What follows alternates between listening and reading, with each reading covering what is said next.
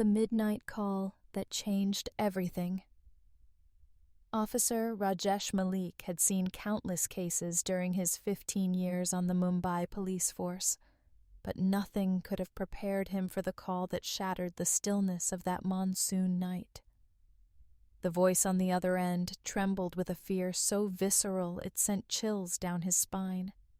A neighbor reporting screams from the prestigious Mehra residence, where shadows moved behind curtained windows and something unspeakable was unfolding. Rajesh arrived at the imposing bungalow within minutes, his instincts screaming that every second mattered. The Mehras were influential, the kind of family whose name appeared in business magazines and society columns. Avinash Mehra, a textile magnate, and his wife Kavita were known for their philanthropic galas and calculated smiles. But as Rajesh approached the ornate gate, he heard it. A girl's cry, raw and desperate, cutting through the humid air like a knife. What he discovered inside would haunt him forever. 17-year-old Priya, the Mehra's domestic worker, cowered in the kitchen corner, her uniform torn, her eyes reflecting a terror that spoke of months, perhaps years, of unspeakable abuse. The scene told a story of power wielded without conscience. Shattered dishes, a locked storage room where she'd been confined for days, and bruises that mapped a history of cruelty. Avinash Mehra stood in the doorway, his expression shifting from arrogance to calculation in an instant. "Officer, there's been a misunderstanding," he began, his voice oily with the confidence of a man accustomed to buying his way out of consequences. "The girl is hysterical. She's always been unstable." But Rajesh had already moved between them, his body a shield. In Priya's hollow eyes, he saw his own sister, who had died years ago in similar circumstances. A tragedy he'd been too young and powerless to prevent. This time would be different. This time, he would not fail. As he helped Priya to her feet, her whispered words revealed a horror beyond physical abuse. She'd been trafficked from her village at age 14, promised education and a better life, only to become a prisoner in this golden cage. The Mehras had stolen her childhood, her dignity, her dreams. The couple's threats came swift and sharp. They would destroy his career, ruin his family, make him disappear into the machinery of corruption that protected the powerful. But Rajesh had already made his choice. Some battles were worth fighting, even if they cost you everything. What happens next will restore your faith in justice. Don't miss Chapter 2, and if this story moves you, subscribe to witness how one officer's courage sparked a movement that changed countless lives, the system that protects monsters. The police station at dawn was a theater of competing interests. Rajesh sat across from his superior, Inspector Sharma, whose weathered face revealed decades of compromises and calculated surrenders. Between them lay Priya's case file, thin as hope itself, and the weight of an impossible decision. "You know who you're dealing with," Sharma said, his voice carrying the exhaustion of a man who'd fought this battle before and lost. "Mehra has connections reaching the Home Ministry. By noon you'll have transfer orders to some remote posting where your career goes to die. Is saving one girl worth destroying yourself?" Rajesh understood the mathematics of power. In his years on the force, he'd watched evidence disappear, witnesses recant, and victims retreat into silence under the pressure of systems designed to protect privilege. The Mehras were already mobilizing their arsenal. Lawyers who could twist truth into unrecognizable shapes. Media contacts ready to paint Priya as a thief and liar. politicians whose campaigns depended on Mehra's generous donations. But something had shifted in Rajesh that night. Perhaps it was the way Priya had gripped his hand in the police van, her trust absolute despite every betrayal she'd endured. Perhaps it was the ghost of his sister, whose justice had been denied by these same calculations. He thought of the other girls. There were always others who would suffer if men like Mehra continued unchecked. His phone buzzed incessantly. His wife, Anjali, had called 12 times. Their daughter's school fees were due. The mortgage payment loomed. His mother's medical bills stacked like accusations of irresponsibility. Anjali's voice, when he finally answered, carried a complex mixture of fear and pride. "Do what you must," she whispered, "but come home to us." Meanwhile, Priya sat in the women's cell, not as a criminal, but for her own protection. A female constable, Meera, had taken her under wing, coaxing out a story that grew more horrifying with each revelation. The Mehras had employed 6 girls over the past decade. 2 had disappeared entirely. 1 had been found in a river, her death ruled accidental. The others had been sent back to their villages with enough money to ensure silence and shame. Priya's courage in speaking felt miraculous.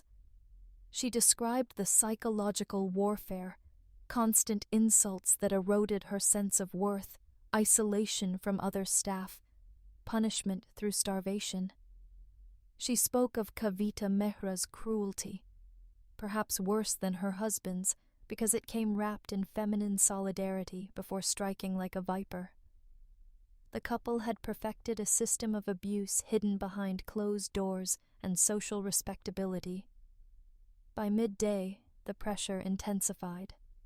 A lawyer arrived, not for Priya, but to threaten Rajesh with defamation suits. A journalist, clearly purchased, published an article questioning Rajesh's motives, suggesting he'd fabricated charges against a respected family. Social media lit up with manufactured outrage, hashtags trending about witch hunts against successful Indians. But Rajesh had made calls of his own. To an old friend at the National Human Rights Commission, to a fearless reporter who actually investigated rather than transcribed press releases, to an NGO specializing in trafficking cases. He was building something the Mehras hadn't anticipated, a network of people who'd been waiting for someone brave enough to start a fight worth finishing. The battle has just begun, but the forces against justice are formidable. Chapter 3 reveals the shocking twist that turns everything upside down. Like and subscribe to follow this incredible journey of one man against a corrupt system. Voices from the Shadows. The breakthrough came from an unexpected source. Meera, the female constable, had been quietly conducting her own investigation, driven by memories of her own rural childhood, where girls vanished regularly into urban employment promises. She'd spent her night off visiting the villages named in Priya's testimony, and what she discovered shattered any remaining illusions about the case's scope. 4 families, 4 daughters who'd gone to work for respectable Mumbai families and never returned whole. The parents spoke in hushed tones of shame and confusion. Their girls had been sent home suddenly with cash and stories of misconduct, too traumatized to speak of their experiences. One mother broke down describing her daughter's attempted suicide. Another showed letters written in a hand that didn't match her daughter's, claiming happiness while the girl's eyes told different stories. Meera had done something brilliant. She'd collected those letters, those payments, the contact information for the employment agency that had brokered these placements. A pattern emerged, threads connecting to a wider network of exploitation operating behind the facade of domestic employment. The Mehras weren't isolated monsters. They were part of an ecosystem. Rajesh stood before a whiteboard in a borrowed conference room, photographs and documents creating a web of complicity. The employment agency, New Horizons Placements, had placed over 200 girls in the past 5 years. The same lawyer represented multiple families accused of abuse. Medical records from a private clinic showed treatment for injuries inconsistently explained. Bank transfers revealed payments that looked suspiciously like hush money. But the real revelation came when Priya, gaining strength from the validation of being believed, revealed her secret weapon. She'd kept a diary, hidden in a loose brick behind the kitchen stove. Months of entries detailing the abuse, names of other victims, overheard conversations about the disposal of problems. She'd documented everything with the systematic precision of someone who understood that her word alone would never be enough. The diary was explosive. It mentioned Inspector Sharma by name, lunches with Avinash Mehra, promises of handling things quietly. It detailed a visit from a child welfare officer who'd been given a tour of an immaculate guest room while Priya had been locked in the basement. It described a network of complicity stretching from local police to state officials. When Rajesh confronted Sharma with this evidence, the older man's mask finally cracked. "You don't understand how things work," Sharma said, his voice hollow. "These people, they've built a system. You expose them, and you expose everyone, including people who've done good work, who've had to make compromises to serve the greater good." "The greater good," Rajesh repeated, the words tasting bitter. "Tell that to the 2 girls who died. Tell that to Priya." Sharma's response stunned him. "I'll help you." The inspector's hands trembled as he opened his own hidden file. Years of documentation he'd collected but never used, names of other officers who'd been silenced, families who'd tried to seek justice. "My daughter," Sharma whispered. "She's Priya's age." I told myself I was being pragmatic, strategic, but I was just a coward. The alliance shifted everything. With Sharma's inside knowledge and protected evidence, they could build an airtight case. But the risks multiplied exponentially. The corruption ran deeper than Rajesh had imagined, and now they were threatening something more valuable than careers. They were threatening families. That night, Rajesh received a video on his phone. His daughter leaving school, unaware of the car following her. No message needed. The threat was clear. Anjali's voice shook when he called. "They came to the hospital where I work," she said. "Asked questions about my credentials, my papers. Rajesh, I'm scared." He had a choice to make. Protect his family or protect Priya. The ethics were impossible. He was one man with limited power facing a hydra of corruption. How could he justify putting his daughter at risk for a stranger's daughter? Priya herself provided the answer. When he visited her, intending to apologize for giving up, she smiled, a broken, brave expression that carried the weight of impossible wisdom. "Your daughter is safe because you're her father," she said quietly. "I had no one. Give me a chance to be the reason the next girl does.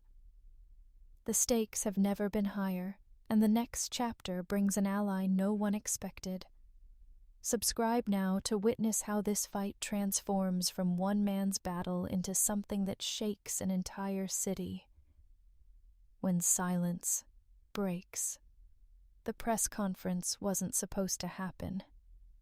Rajesh's superiors had forbidden it, threatened disciplinary action, promised career annihilation.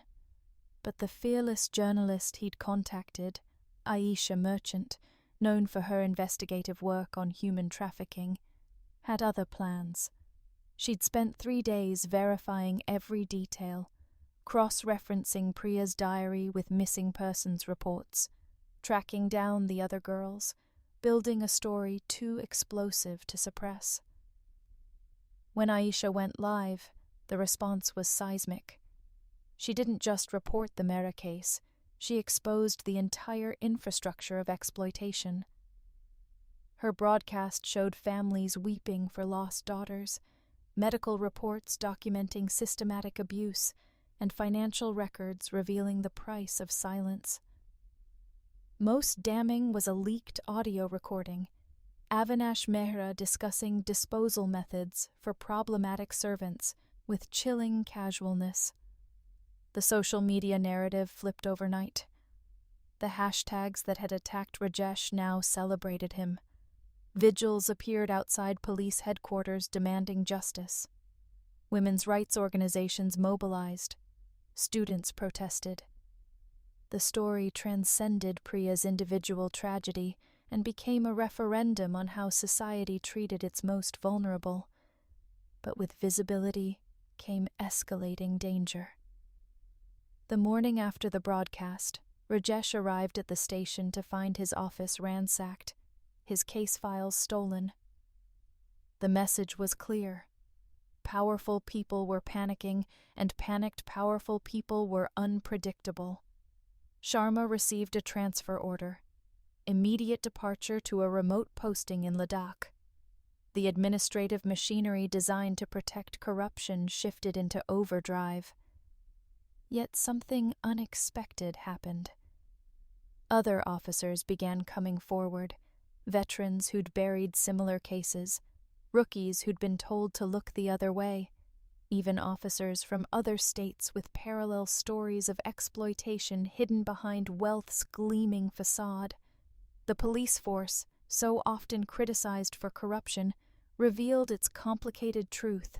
It was filled with individuals waiting for permission to be honorable, for someone to stand firm enough that their own courage might matter.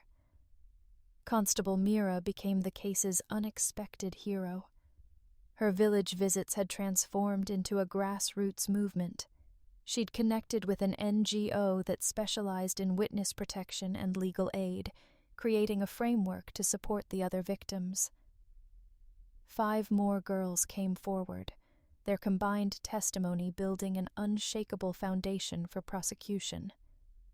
The Mehras, meanwhile, made a catastrophic mistake.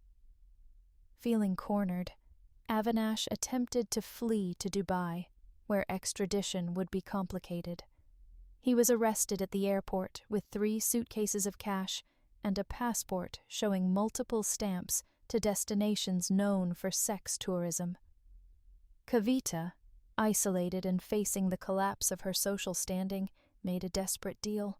Her testimony against her husband in exchange for reduced charges. Her deposition revealed horrors that shocked even hardened prosecutors. The abuse hadn't been impulsive cruelty, but systematic dehumanization. The couple had viewed their domestic workers as property, their suffering as irrelevant. Kavita's own words damned her.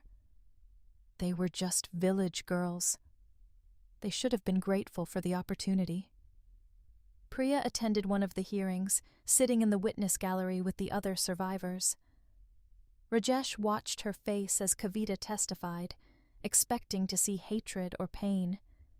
Instead, he saw something more complex, a kind of solemn understanding that justice wasn't about revenge, but about preventing future suffering. When Priya finally took the stand, her testimony was measured, detailed, unbreakable. The defense tried every strategy, discrediting her character, questioning her memory, suggesting she'd fabricated the diary. But Priya had been prepared. The NGO had provided her with counseling, legal coaching, and most importantly, a community of survivors who reminded her that shame belonged to her abusers, not to her. During a recess, Rajesh found her in the courthouse garden, staring at birds gathering for migration. "I used to think freedom meant going back to my village," she said quietly, Now I understand it means never having to be afraid again. He wanted to promise her that justice would deliver that freedom, but his years on the force had taught him the gap between verdicts and healing. "Whatever happens in that courtroom," he said instead, "you've already won. You survived. You spoke. You made it impossible for them to pretend you didn't matter." That evening, Anjali brought their daughter to meet Priya. The two girls talked shyly at first, then with increasing animation. Watching them, Rajesh understood the real victory. His daughter would grow up in a world where Priya's courage mattered, where speaking truth to power wasn't suicidal, but essential, where the system's failures could be challenged and occasionally defeated. The verdict approaches, but the greatest transformation is yet to come. Chapter 5 reveals how one girl's suffering becomes a catalyst for systemic change. Don't miss this powerful conclusion. Subscribe and share to spread this message of hope. The Reckoning. The trial became a national obsession. Courtroom sketch artists captured Priya's dignified posture, Avinash Mehra's deteriorating composure, the prosecutor's methodical dismantling of every defense strategy. Legal experts dissected each day's testimony on television panels. The case transcended its specifics and became symbolic of larger questions. Who deserves protection under the law? What happens when wealth attempts to purchase impunity? Can systems designed to favor the powerful be bent toward justice? Judge Malini Sundaram, a veteran of the family court system, presided with an iron commitment to procedure and an evident disgust for the crimes being revealed. She'd seen countless cases of domestic worker abuse dismissed or settled quietly. This time, with national attention and overwhelming evidence, she ensured the trial proceeded with unusual speed and transparency. The prosecution's case was devastating. Forensic analysis of Priya's diary authenticated every entry. Medical experts testified about injuries inconsistent with accidents. The other survivors corroborated patterns of abuse. Financial investigators traced payments designed to secure silence. The employment agency's director, granted immunity, revealed the systematic nature of the trafficking operation. Poor families targeted, girls selected for vulnerability, employers screened only for their ability to pay, not their character. But the defense's strategy proved unexpectedly personal and vicious. They painted Priya as a calculating manipulator who'd seduced Avinash Mehra, then fabricated abuse claims when he rejected her advances. They introduced fabricated witnesses, other domestic workers allegedly from the household who testified to Priya's seductive behavior and dishonesty. The character assassination was brutal, designed to trigger society's deepest prejudices about class, sexuality, and female truthfulness. Rajesh watched Priya endure this assault with heartbreaking composure.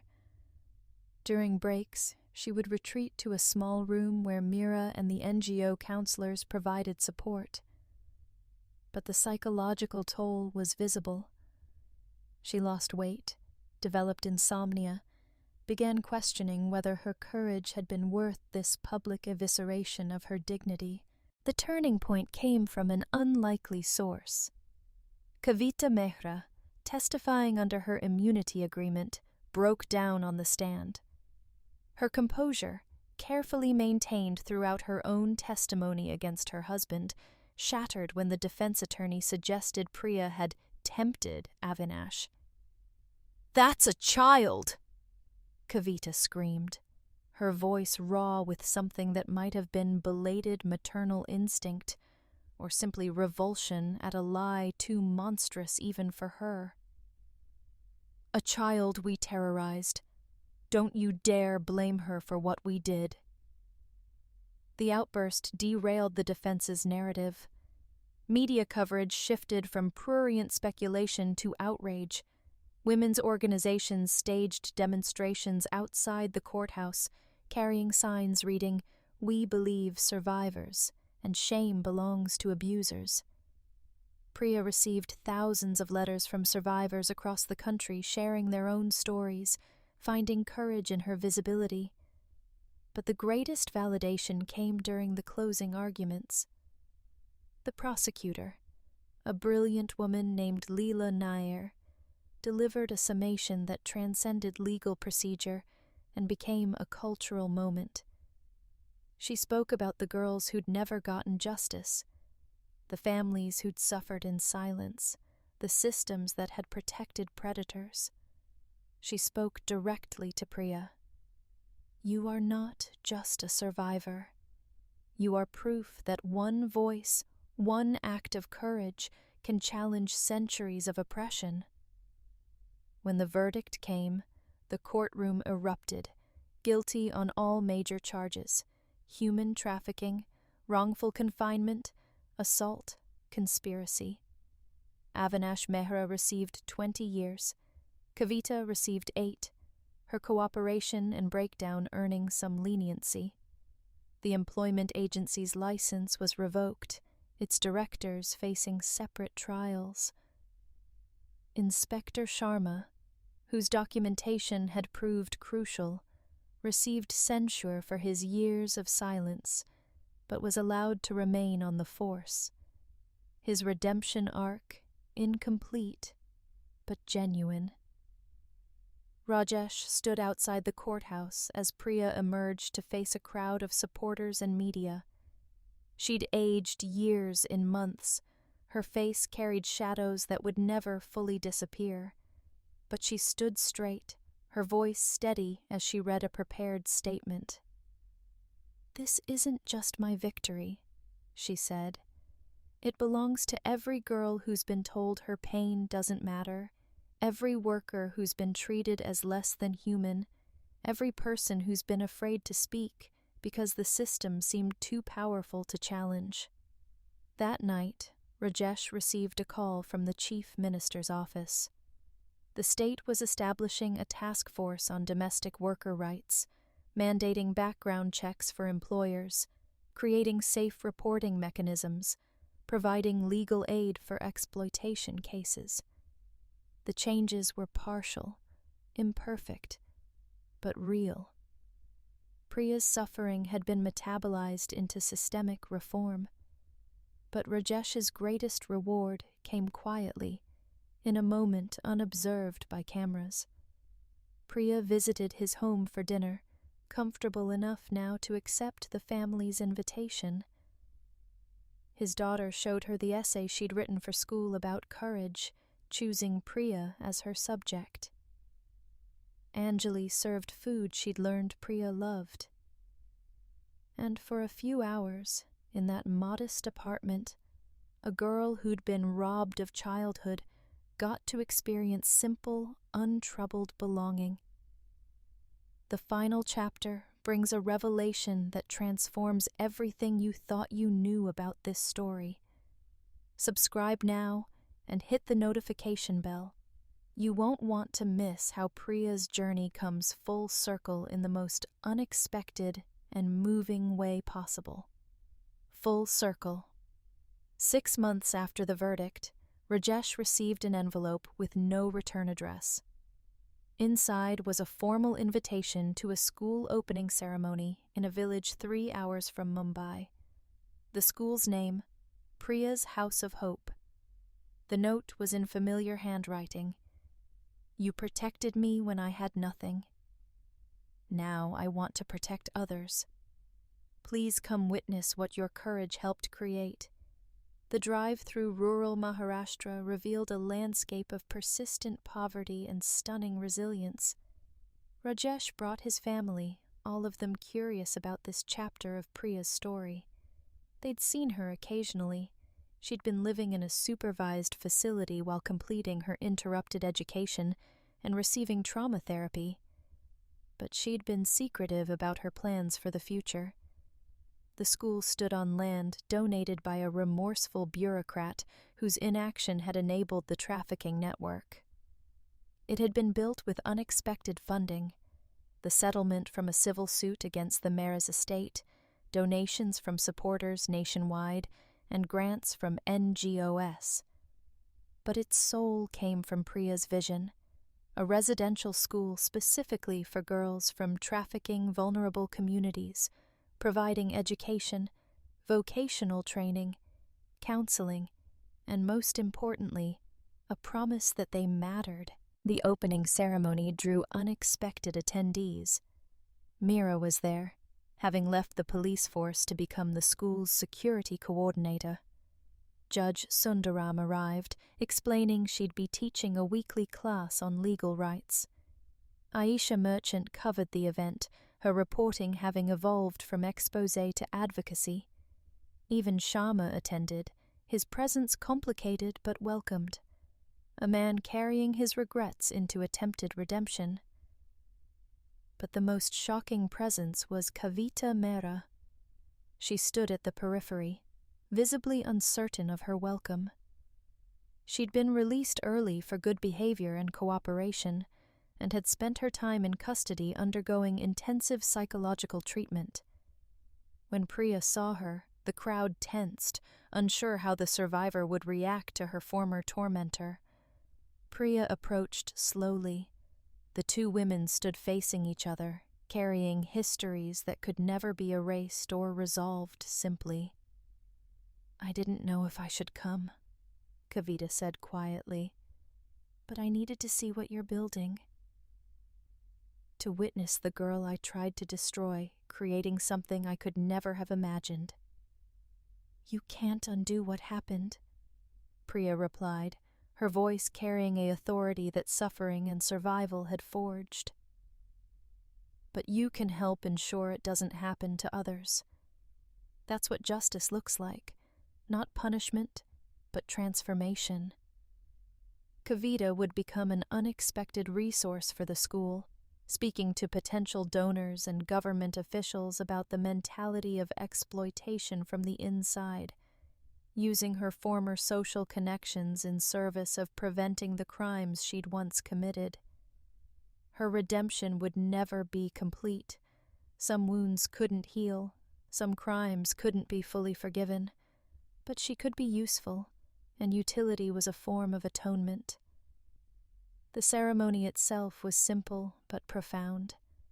23 girls enrolled in the first class, each carrying stories of near misses and narrow escapes. They looked at Priya with a mixture of awe and recognition. She was both hero and mirror, proof of what survival could become. When Priya spoke, she didn't minimize their trauma or offer false promises. Instead, she gave them something more valuable: honesty. "What happened to me will leave scars," she told them. "I still have nightmares. I still struggle with trust. But those scars are proof I survived, and survival is the first step toward reclaiming your life. This school exists because people believed one girl's suffering mattered enough to fight for justice. Now I believe your futures matter enough to fight for your dreams." Rajesh's daughter asked if she could volunteer at the school, teaching basic computer skills. Anjali offered medical consultations. Rajesh himself committed to monthly visits, ensuring the local police remained vigilant about protecting the students. The web of connection that Priya's case had created continued expanding, one relationship at a time, transforming abstract justice into lived protection. But the day's most moving moment came unexpectedly. One of the new students, a 13-year-old named Asha, approached Rajesh during the reception. "You're the officer who saved Priya Didi," she said shyly. "My uncle was going to send me to a house in Delhi. I heard about her case and refused to go. Your story saved me before I needed saving." This was the real legacy. Not just one girl rescued, but hundreds of potential victims empowered to protect themselves, families reconsidering choices, employers fearing consequences, systems slowly bending toward accountability. Priya's courage had created ripples that would touch lives neither she nor Rajesh would ever know about. As the sun set over the school, Rajesh and Priya stood on the terrace watching the students settle into their dormitories. "Do you ever regret it?" he asked quietly. "The trial, the publicity, the cost?" Priya considered the question seriously. Every survivor asks themselves if the price of justice was worth paying. Sometimes I think it would have been easier to accept the settlement, disappear, try to forget.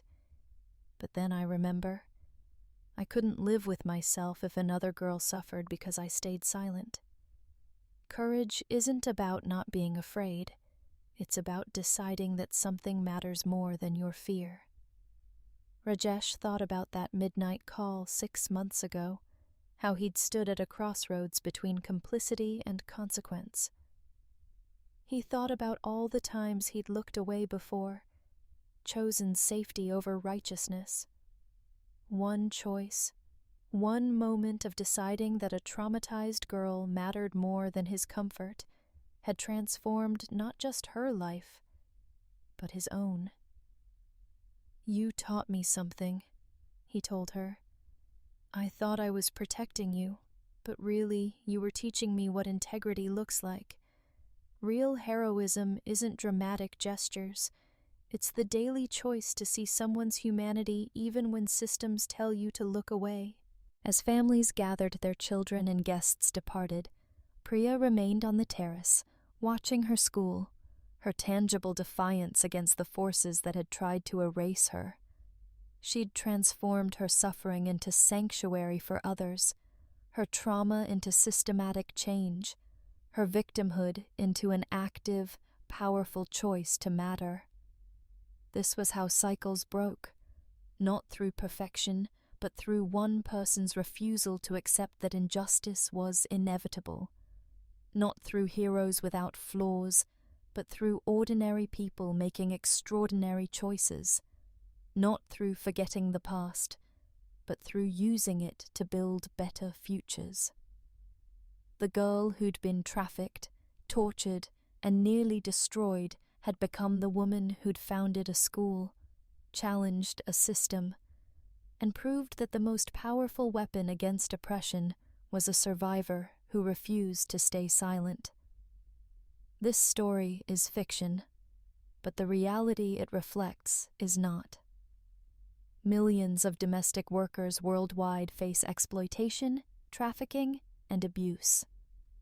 If this story moved you, consider donating to organizations that protect vulnerable workers, educate communities about trafficking, and provide legal aid to survivors. Subscribe to our channel for more stories that matter, and share this video to spread awareness. Your engagement helps these stories reach people who need to hear them. The fight for justice continues, and every voice matters. Thank you for witnessing Priya's journey, and for choosing to believe that one person's courage can change the world.